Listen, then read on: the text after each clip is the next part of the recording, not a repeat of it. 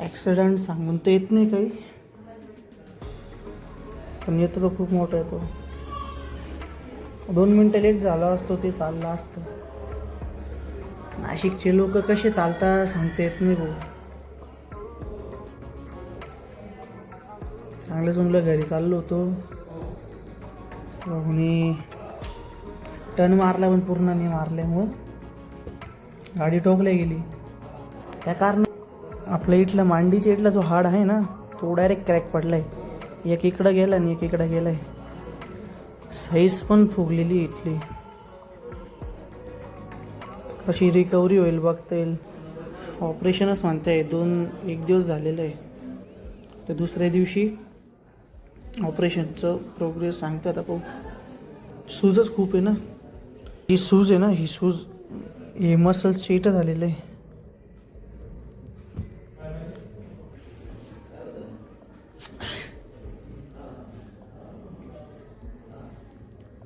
नाशिकच्या लोकांना गाड्या नाही येते, पण एवढं आहे टर्न मारतं तर इंडिकेटर नाही.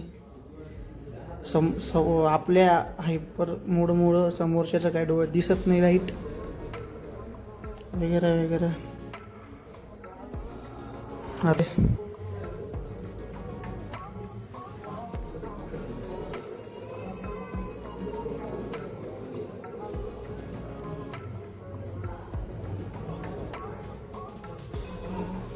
बघू आता, दररोज व्हिडिओ टाकू प्रोग्रेसचा. तो पण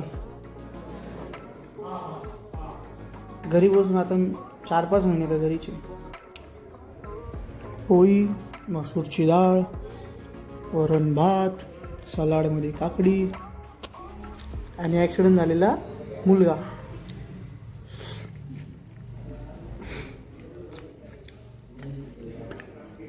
नर्स म्हणती पोट भरून खाय, गोळ्या खाय.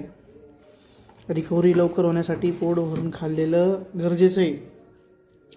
अवस्था कसा खातोय मी, नीट बसता पण येत नाही. कंबर दुखतंय ना, कंबरेच्या डोट तिथंच लागलेलं आहे.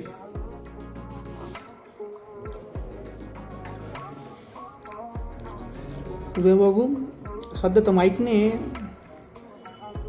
हा व्हिडिओ 9:30 वाजले असेल, च्या आसपास काढतो मी. हा कालच नाही ना.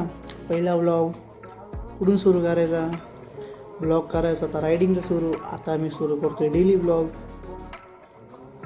पहिला ब्लॉग असल्या कारणाने थोडं सपोर्ट करा.